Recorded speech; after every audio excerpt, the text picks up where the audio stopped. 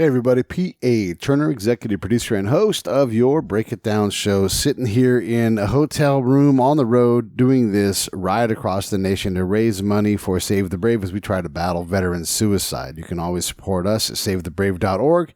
Click on the donate tab, put a small amount of money in, and that'll help us to help keep veterans alive. The other thing I wanted to say to you is we have back for the third time on the show, Mark Pellington. He's a director who's directed, several hundred music videos from all of the big bands that you would know, including Pearl Jam, U2, all kinds of bands. The other thing he's done is directed a number of movies. Maybe you would know him from Arlington Road with, I think, Richard Gere was in that. And he's such an interesting dude because of the way he approaches the world and things.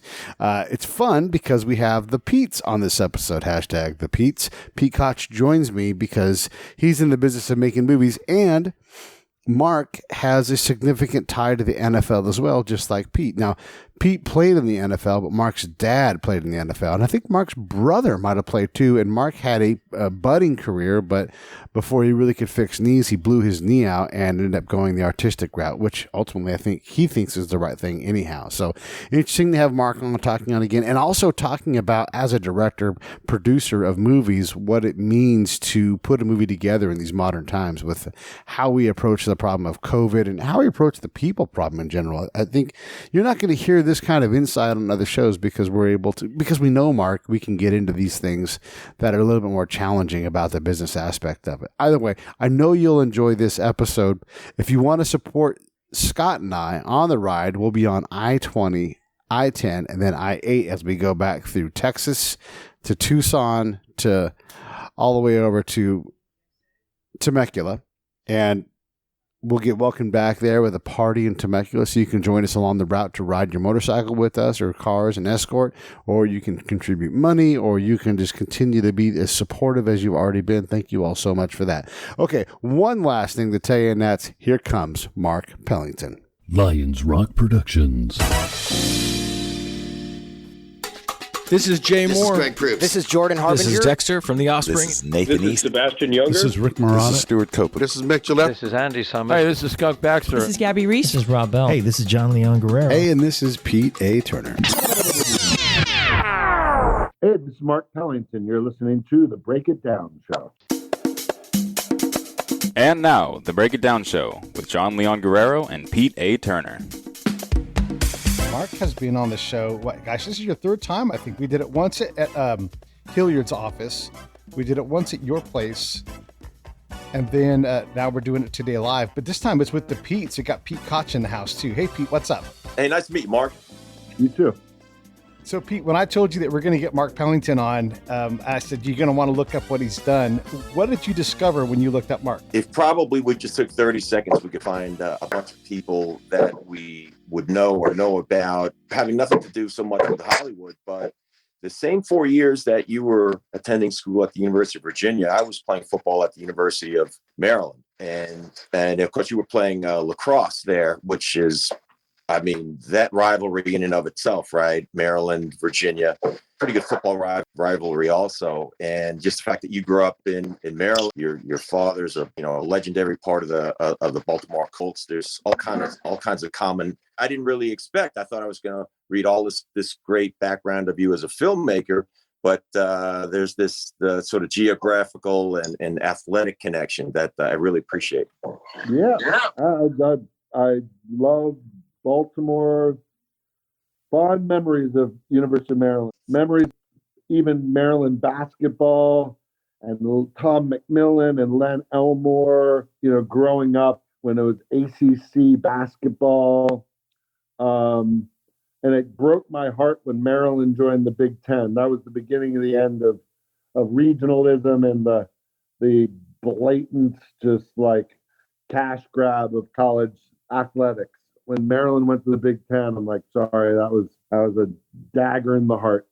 Yeah, I'm with you 100% on that. And it was a shame. The University of Maryland had run themselves into the ground financially in their athletic department, and it made a money grab at that point. So that's so forever kind of lost those great Maryland Virginia rivalry games. Yeah. I have those memories though, for sure. Yep. Yep. Like everything. Seems like it's just memories now. But that's what the old guys lament. Yeah. Is there a lacrosse stick anywhere in your house that's yours? Absolutely. I had two of them from UVA where I played. I gave one to a young man who I turned on to lacrosse, was kind of family friend, but I kept the other one. Yeah, just you hold on to it some Foot Locker with other stuff. That's it. And I think in a pair of old shoes, pair of old Converse. We were like sponsored even early on by Converse. And my memories are tearing my knee on the AstroTurf in Scott Stadium in Charlottesville, like the worst AstroTurf, the kind of AstroTurf that was still a remnant of like Riverfront Stadium and Veteran Stadium, like super hard concrete, like, like zero give. I was like, geez, people were talking about AstroTurf. I'm like, this AstroTurf was a nightmare. Terrible. I played a little bit of soccer, and we're talking in school as a class, but we had a turf field. And Pete, you must know about this. The field we had, the grass laid in one direction. If you slid that way, fine, you're going to get a nasty burn, but you can totally tell it. If you went the other way, that stuff was like hell on. It was like an absolute cheese grater. It took skin off instantly and gave you a burn. Is that the kind of stuff you played on, Pete? Yeah, no, I mean, I played in a Scott Stadium myself, and it was brutal. That was that old antiquated that was probably installed in the mid 70s, and by the time we played in the early 80s, it was just like playing on a rug in your living room, and it burned you. It was awful. You played at Bird Stadium, right? Yeah. My brother was an All-American 2 years ahead of me at UVA, and he tore his knee up in Bird Stadium. Oh, his junior year, yeah. That was grass. Grass. I was right behind the goal watching it. Yep. I used to love beating Maryland in lacrosse. So when did your athletic career end? Was it in college, or did you continue, and do you even continue to do athletic things now? I would say my athletic career really ended when I tore my knee in high school and my dream of playing college football went away. I was getting recruited. I went to a private school in Baltimore, but I was good and I had to drive. I was getting recruited by Carolina and Clemson. A Clemson scout came and saw me. And then the third year, I was getting letters from I was maybe going to go to Penn. And then the fourth game of my senior year, I tore my knee, my ACL, and that was it. I was done. So I played lacrosse. They said, "Oh, you can walk on." I'm like, "Well, I'm not going to go to Clemson to school and walk on." So I went to UVA, followed my brother, took a little bit of his scholarship, and played lacrosse. And it was fine. It was just it was 3 to 6 every day. It was athletics. It was my worst sport. And I sat on the bench for 2 years as an attackman until they said, "Look, if you ever want to play, you should play defense." And it was great. It was great to be part of a team. And that was it. I don't do anything now. I'm bad at tennis. I bike, but nothing. Yeah. Nothing organized. Yeah, let's talk about the filmmaking aspect, because ultimately that's what you do. I mean, we always talk about your movie Arlington Road, which is fantastic. I'm a huge fan of your movie that you made with U2. That 3D film is maybe the best 3D film I've ever seen. You've got an incredible body of work. How is this whole COVID thing? I know you're very particular about how and when you do your movies. How has this COVID thing hit you in terms of your plans for production? Well, I'm not. Nobody's making anything. I mean, I'm trying to line up a couple of movies. Setting up a movie takes a while. And it's just less and less movies get made. And I've never been on the track to do a Marvel movie. So I make independent movies, small ones. The last one I made, Nostalgia, was like $1 million movie. After that, last fall, I made a movie for Quibi, the Katzenberg app, and they happened to release that movie in the middle of the virus, which was not good timing. Right. That was an $8 million action movie called Survive with Sophie Turner from Game of Thrones and Corey Hawkins. And I'm really proud of that. And the deal was you make a movie for Quibi for the app, and then it gets released 18 months later theatrically around the world or on streaming in the US. But the virus has just effed everything up for everybody in terms of start dates and setting up. And it's, I'd say right behind the live event business or live sporting events, it's right behind there in terms of calamitous victim of this virus. And I mean, like anybody, everybody's just scrambling and like trying to set up some TV things. We're doing a TV series version of Arlington Road, setting that up, attached to a couple of other TV things. But those are slow burns. They take a long time before you could actually get into production. So I'm not realistically thinking that I'll shoot anything of substance till next year. Wow. Hopefully by the fall, they allow some scouting. Maybe I'll do a commercial. If the protocols just got to open up. No one's shooting now, and they're slowly exploring what you need to do to shoot safely. I think the same way that the Major League Baseball and football, and they're all like saying, "What do we do? How do we keep people safe?" It's just that great leadership up top from the government that's really making us all feel super secure and giving us peace of mind. Yeah. So I don't know. Nobody's making anything. So not even like pre-production stuff where you guys are really effectively doing, because I mean, it's hard to like, we can pre-produce to a certain point, but you actually have to have a project that's actually going to happen to actually advance the pre-production, right? Well, you pre-produce a movie, 8 weeks of prep or 10 weeks of prep or 6 weeks of prep with a start date in mind, and you lock actors with a start date.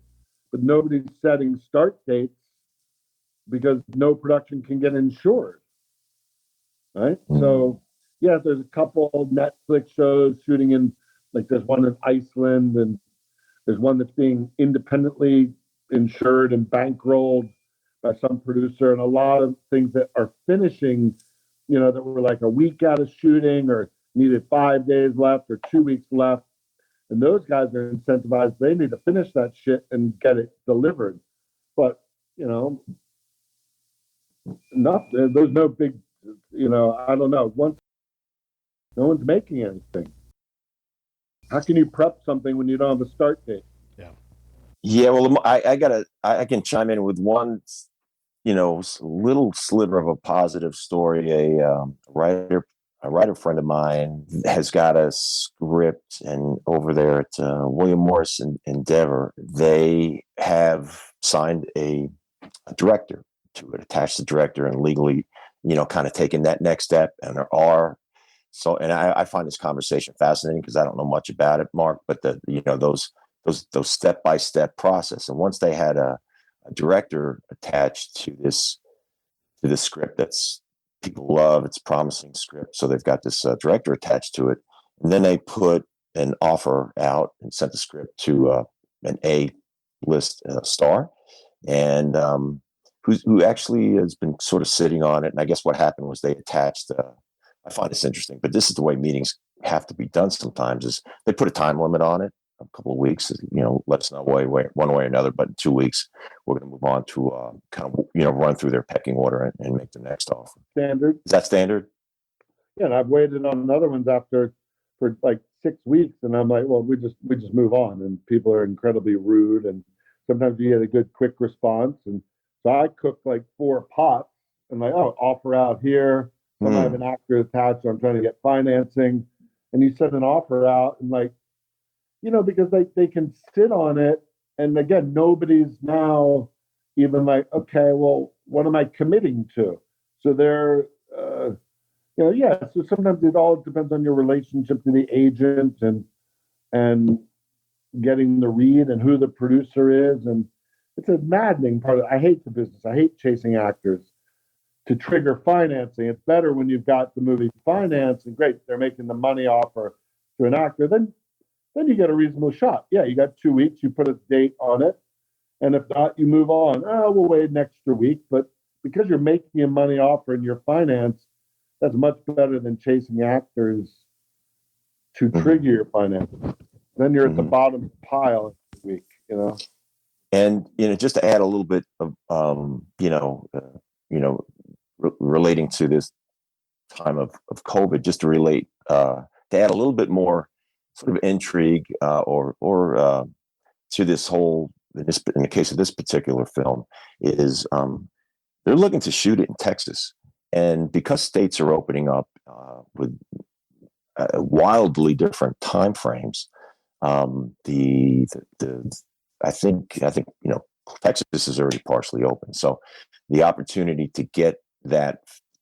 I think without doubt that films or TV are going to be in production in Texas before California, and it's just going to be. The unions haven't allowed the unions. Well, they can go shoot a non-union movie all they want with a bunch of ding dongs, but if you want SAG actors and union people, the unions have not agreed upon a safety protocol. The same way the baseball players union, it's like they're not going to just let people go shoot with like.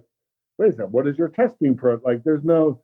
So yeah, there's some renegades who are like, fine, we don't care about insurance. We're going to shoot some stupid horror movie with like a bunch of unknowns. Well, great. That's like the same idiots that are swimming in the Ozarks. Like, great, go ahead. So everybody can rush. A nail salon and a production of 150 people and a crew are two completely different beasts. I know, like, I'm bidding on a commercial. They want to shoot in Georgia in July. I'm like, oh, what's the safety? Yeah. I'm 58 years old. I'm like close to the. I'm not taking it lightly. Like, okay, wait, am I flying to Georgia? Am I driving? How big of a crew? Like, like, I'm just like I feel terrible for the college football players. They're like, they have no union. They're just like blatant sheep coming in. Sure, we'll let you're safer to practice at the school. That's such bullshit. You know what I mean? Like, great, just be upfront. It is about money. We understand. It's a bad thing for these colleges to lose all their money, which funds the other schools. Funds the other sports, right? But it's fucking terrible, however you look at it, across the board. So I love the idea, the energy to get back and open up, and maybe a 40 out of 50 states. If it's declining, great, but no one knows anything. What's your responsibility as a director, Mark, when they're like, hey, yeah, we're going to shoot this thing, we don't know anything. We have protocols, but fuck, those things change every 2 weeks, So if you take a gig, what do you owe those 150 people? I would never even, I've produced movies myself that it's been through my LLC and my corporation. Yeah. You can't get insured. Right. I'm having a friend who's having a really hard time shooting the last 4 days in Mississippi on a movie, high profile movie, just to get the last 4 days in the can in Mississippi, which I think has opened up. It's like, I'm not going to do it. Yeah. I mean, it's like, what's the point? Just wait it out. Like, there's no movie that's so, and again, a movie that's not made, there's no stake. That's not the same as a school that if they don't have the college football season, they lose $70 million or whatever the money is that funds the other sports. Therefore, now you're depriving other kids of playing their sport. That's damage. That's like unemployment, right? But to say, oh, we're not going to finance a movie that hasn't been made, that's not essential. Who the fuck cares? No one cares about my thriller that I want to make. Like, no one cares. All these streaming places have enough product to last. You think people are really going to run out of shit to watch on Netflix or Amazon? No, right? You can never run out. So I don't know. I think we just got to see where we are in about 6 months. Is my feeling. So what do you do then? Do you? I mean, I know you like to write and everything. Do you just work on writing, or what do you do on a day-to-day basis to scratch? I write. I made a music video where I shot an artist in England with a cinematographer who went and shot the artist socially distanced, and I went around LA and shot with a guy socially distanced and shot some drone stuff. So I make a little music video. I'm gonna make a little socio-political 3-minute piece. I do fine art. I work on photography and painting, and I write. And again, setting up some TV things that could take a while to get like to pick the writer, then get the deal done and go through business affairs. Those things take a long time. So I've got a bunch of small scripts that I've commissioned through, small ones where I can pay a writer a small amount, and it might take them 3 months to write the script, but get stuff cooking. And because you don't have anything unless you have a finished script ready to go to an actor or financier.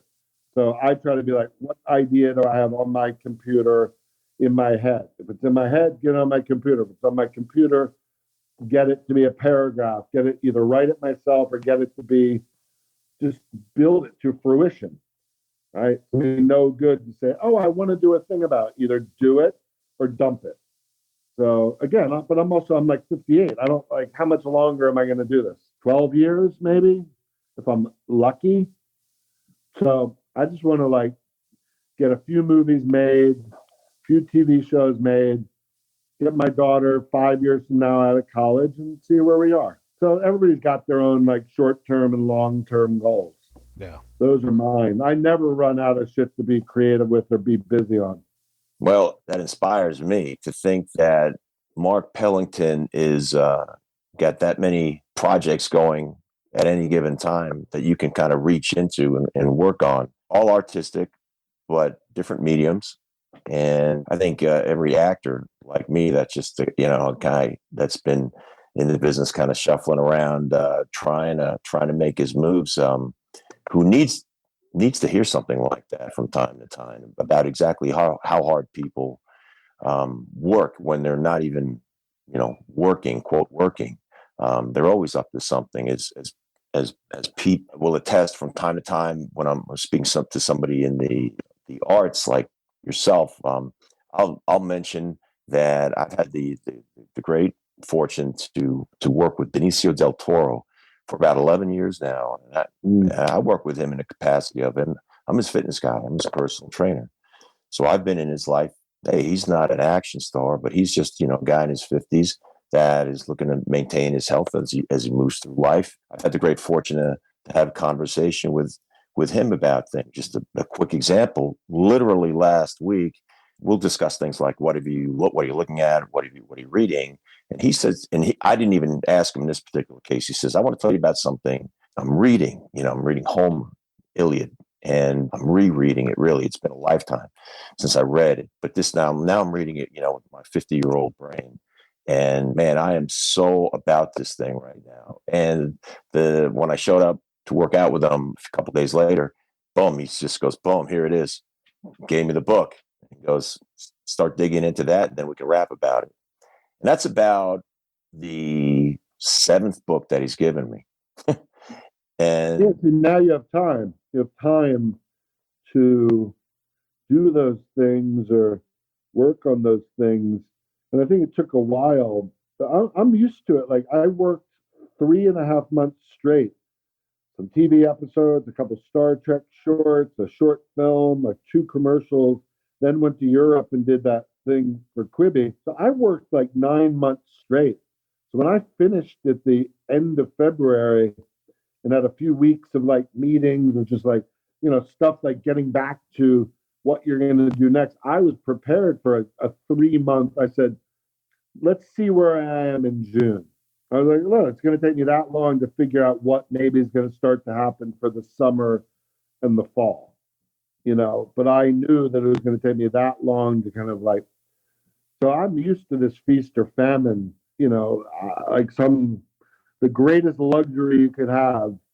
And I'm sure actors say the same thing, is go from one movie to another, or a movie to a TV show to a thing. So usually you roll from one thing to another. Maybe you do a commercial, then you do again, I've been fortunate to have opportunities, but there's opportunities that come you don't get. You go for a movie, you don't get it. You go for a TV show, you don't get it. There's rejection constantly, no matter how much shit you've made in your life.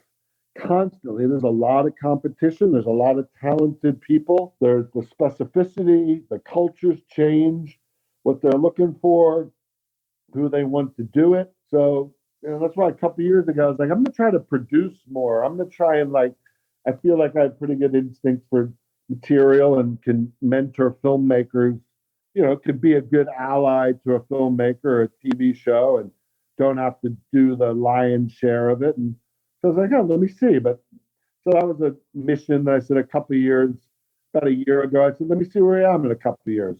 If I get one of these movies and, because they're all hard work, but, it's up to say, what am I doing today to move the ball forward? Yeah. And you get shit. So I figure if you're cooking 10 pots, right? One of them, there's going to be good news on one of them every day. Even if like actor passed, company passed, rejection, you're like, hey, David Duchovny really liked the script and wants to talk next week. Cool. That's a win. Now, maybe it's like baseball. Maybe you need to get like 3 out of 10 Yeah. to hit 300. But right?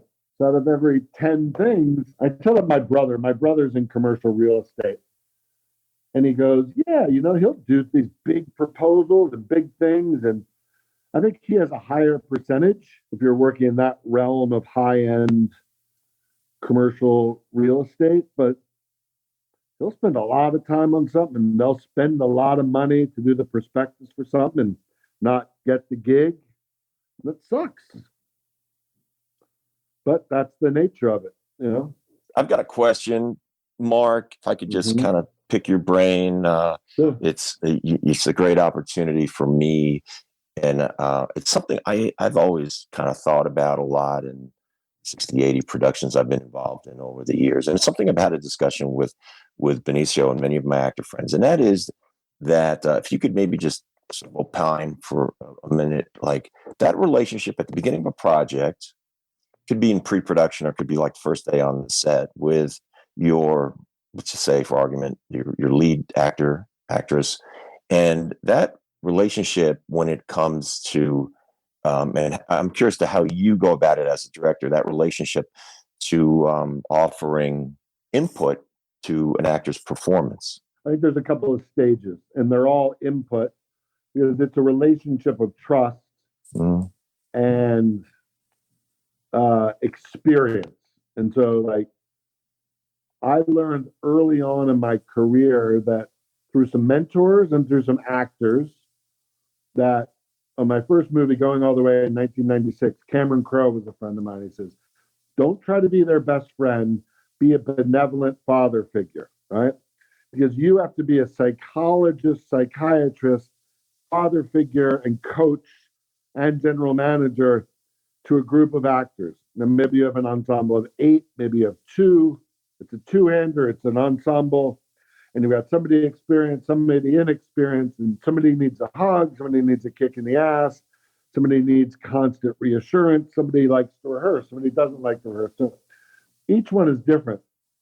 So you have to customize your skill sets. And what I learned early on was to ask, and I learned this from Jeff Bridges on Arlington Road, is like, say, what's your process? How do you like to be directed?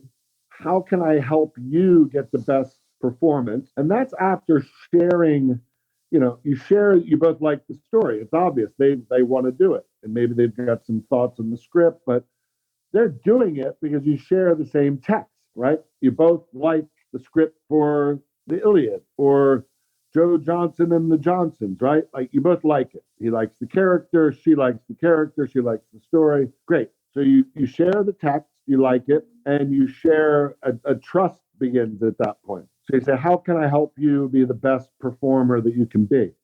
I like to do this. I don't like to do that. And you listen. Then you say, great, here's my process. And they're like, oh, I like that. I don't like, so, but you let them go first.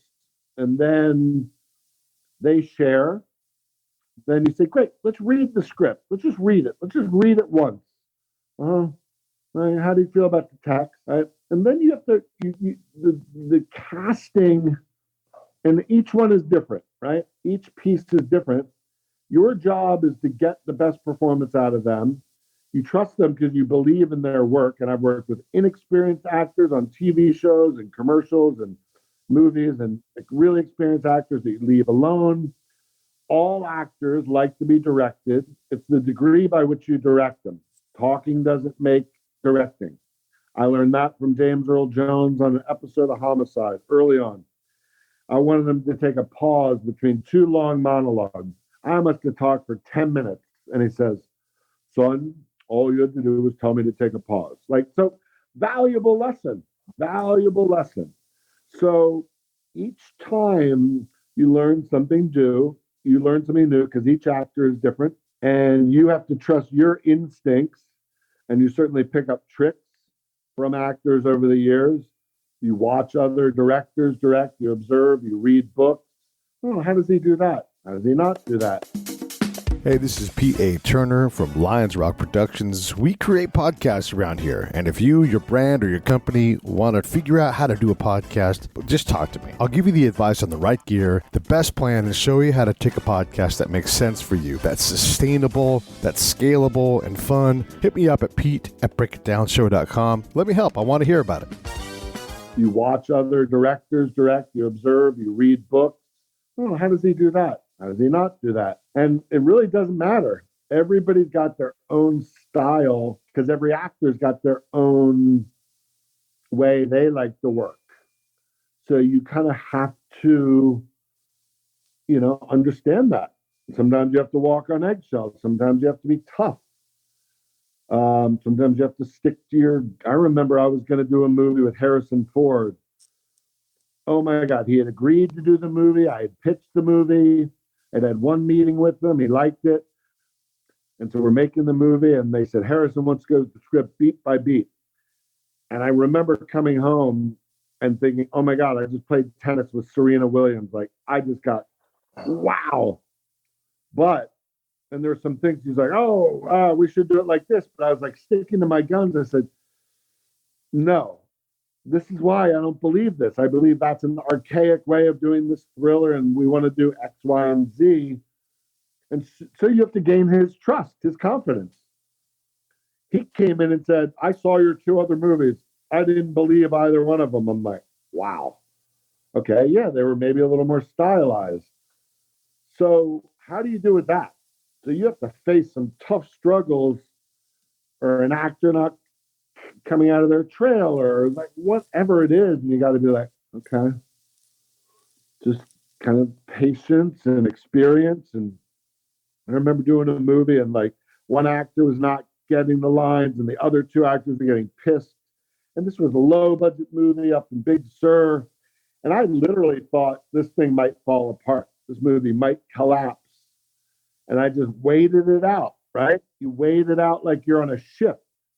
And there's 20 crew members there and the actors. And it's like, I just was like, I'm going to keep my hand on the till, on the rudder or whatever it is. And I'm just going to let us get through this squall. And I waited about 5 minutes, and one actor went outside and got some fresh air, and the other one smoked a cigarette, and the other two were sitting there. And I remember just like being there, and I nodded to the two camera people. I just said, roll. And I just sat there and said, okay, action. And they just went into it, and like they'd worked through it the same way a child works through a tantrum, right? The same way that you work through something when you need to take a walk around the block. So, that was experience, and that I didn't overreact or try to fix it. And certainly having kids helped me be a better director. You have to really learn some patience. So there's probably a million answers to your question in that one answer.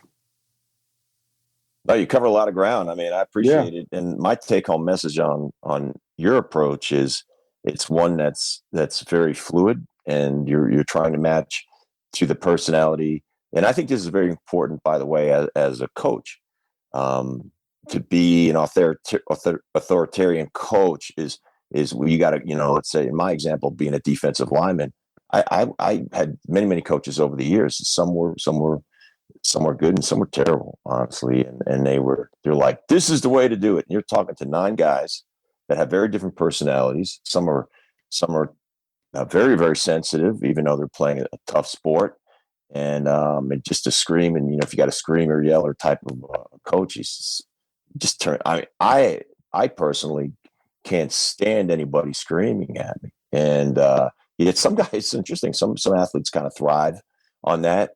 They need Yeah. that kick in the butt. But I'm You like a can't do guy that like, in shoots the same way you used to be. Like it's like people are a lot more sensitive and like raising their voice to the crew. I feel like there's a fine line between passion and going too far. You know what I mean? Like I have a deep voice, and it's like, hey man, you gotta like easy. I'm like, you're trying to motivate somebody, or like somebody misses focus. You're like, okay, all right, you missed focus enough. But when somebody misses focus 4 times, you're like, come on, man, let's go. And you're like, I mean, at a certain point, when you can't be getting the results, it's like, hey, you try and run around and the guy misses his block 3 times. Well, you either replace the guy. At a certain point, you got to be like, all right, get me somebody else. yeah, Because when you can't start running your offense, I think sports are a big analogy to it, you know, and you got to like, look, the culture's changed. You know, you can't say the same thing or be the same way that you did.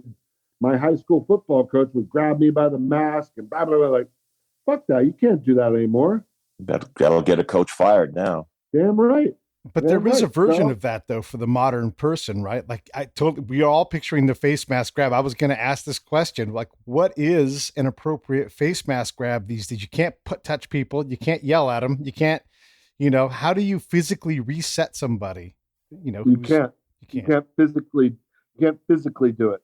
What's the modern way of doing it though? Like, how do you take that 25-year-old kid that needs something? You mean an actor or or anybody on your crew? Anybody. You just have to do it slowly and calmly. Put on this helmet. Ah! No, you privately, quietly. You just can't put anybody at risk. Yeah. And you can't put the crew at risk to say, oh, I feel unsafe because the director's being an animal. Right. You can't do it. You can't do it. One person's, come on, let's fucking go. You can't do that.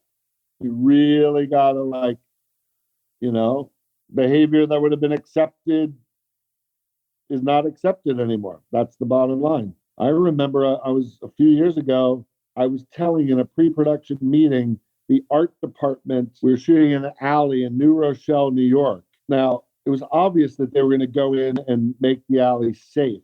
But I said, I really want the alley to feel really dirty and dingy, right? Meaning in your set dressing, the way the alley looked and the way I wanted it to appear on camera were one and the same.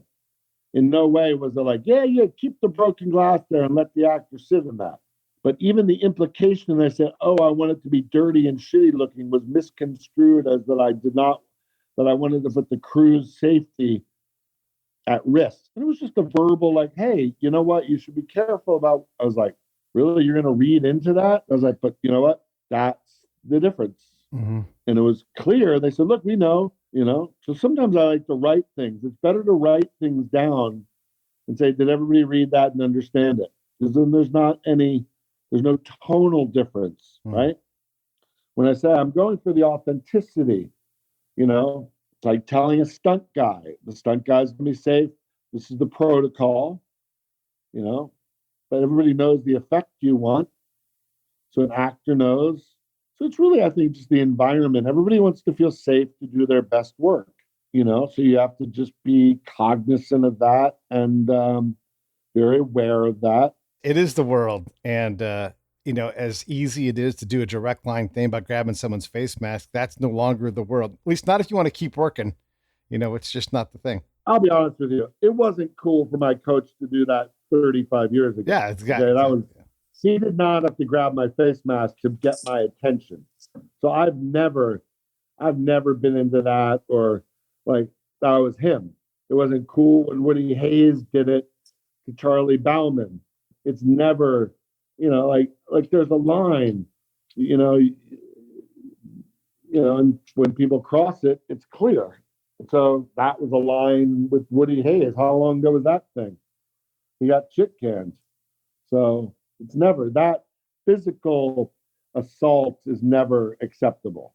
Is there any room for in your casting process that actor can be if you trust them? Can you trust them that they will be the whole idea of being? And I keep going back to sports analogies, but it's just in my brain, and I appreciate that about your background, but is like being coachable. I think one of the things that made me, pretty much realize to a high level my athletic potential, because I made it to the NFL, is I was coachable.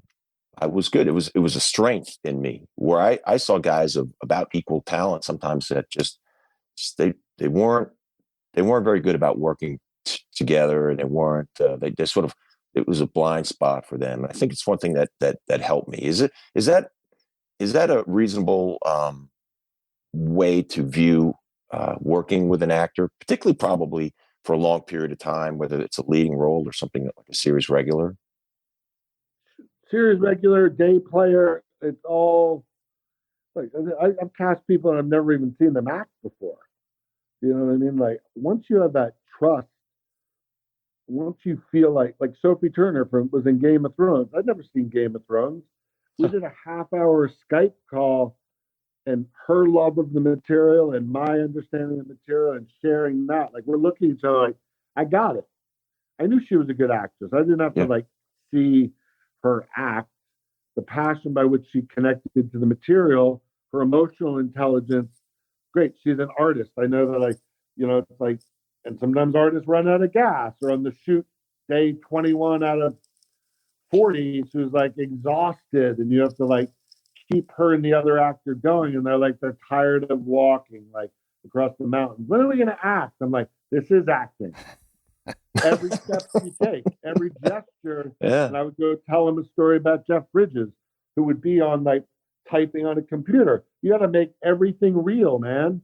Just because you're walking doesn't mean like you're not like Corey and Sophie walking across the snow, like talking about, like what you had for breakfast the other day. But like, I've got to believe that you're on the top of the mountain and you haven't eaten in 3 days. Like if you don't show that physically, it's not believable for the audience. So I have to be the audience. I'm the first audience. I'm the first eye. So it's got to feel right when I see it. And so I look for people that are engaged, emotionally intelligent. And sometimes I've done commercials and it's a cattle call, and I ask them about themselves. Tell me about yourself. Tell me about your father. I'll play a little game with them, a little acting game, or here, try this, or do it slower, or do it just to see how smart they are, how I want to get along with them. So sometimes we'll be like, great, here's 12 people in a music video. They're an ensemble. I like them. If somebody seems kind of like fear-filled and controlling or questioning, that's okay. If I really like the specificity of their look, but I'll know that, like, great, I'll spend 15 minutes to get that shot, and I might spend 45 minutes to get somebody else. Each thing is different. Dialogue, non-dialogue, like Hitchcock says, like a visual prop. Like each performer, each flesh inhabitant is different and serves a different purpose in different platforms and genres. And I just look for people like, they feel right and have something going on that excites me to work with them. Mark delivers. I love your answers. God, it's so thoughtful. I appreciate that. Like That's you could come in, like some actors are not good readers, right? You could come in. Now, if I'm Ted Levine, famously Robert De Niro, Michael Rooker, some guys are like, they'll come in and they'll read the script. We've seen what they do. And sometimes somebody comes in and be like I could see you and be like, God, I want you to play this guy. Here, just read something like, great. I just want you to slow down your speech pattern. You can add a little Southern to it. Great. I want you to go work on that. And it's like an instrument. Like I want you to play a certain instrument in the thing, right? Other people can go do anything. Other people are fresh and raw. And you're like, I like that they're untrained. I like they don't know what they're doing. Good. Don't fix it. Let them be afraid on camera. Oh my God, they're terrified. They're nervous. Great. Let them work through it. Because that's why I like to shoot a lot of takes and not cut. So they stop thinking of the process. Cut, hair, bit. No. Keep going. So they're just like, they're forgetting that there's a camera there. And they're just now behaving. They're just sort of like behaving and being, and they're not sure. And they're like, I'm not really sure what I'm doing. I'm like, perfect. That's good. my takeaway from that, and God, you're talking about finishing on a high note, is behaving. So you didn't say that. You never once mentioned the word acting. You said behaving. But some people, I've seen the greatest actors go through a scene, like the emotional tearjerker, and you yell cut, and they're like, "Is there any sandwiches?" Right? I mean, incredibly technical, right? And other ones are really into it. Yeah. And I remember doing an episode of Cold Case one time, and in Cold Case was like all this great reliving this trauma, and this woman had gone through this 4-page scene and like getting her laying bare her whole trauma and shame. And the final take was like, and cut, check the gate. 30 seconds later, it was good. The house lights come on, right? The lights of the stage come on. People are leaving, like, oh, we're going to Joe's for a drink, blah, blah, blah. And the poor woman is sitting here like this, like, and I went over to her and like, you realize the dream factory. Like, you're making it up, but she as an actor was still in that space. She had gone someplace really deep. She was not going to turn it off and say, "Where's the ham sandwiches?" Right? Wow. She needed to like, okay, let me walk you to your trailer. How you doing? She laid it all in the field, right? She laid it all out there. But it was on. It was embedded in, at that time, film, and that was her job. So everybody's got their job to do.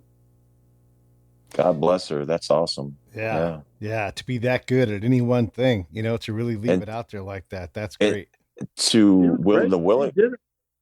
Willingness to expose herself. Yeah. Wow. But some actors can do it and can just go there and they have the craft. They have like, and it doesn't mean it's not unemotional, but they don't have to, they're not like all met. They don't have to like just call me by the character's name. Like each one is different. Yeah. So once you know how to drive the car, right? Yeah. And again. Well, I listened. And then get a good editor. Yeah, get it. You sound like Benicio when you say it's all about the editing. He says that all the time to me. I'm sure he's done great. You can see some dog shit movies and be like, the actors didn't think that they were in this bad of a movie. They didn't know that, boy, the camera's in the wrong place, or boy, the editing is going to be lousy, or the score is going to be mediocre, or the look is going to be kind of shitty. You see them giving it their all, but like, maybe it was, I'm sure he could share stories about that. Yeah.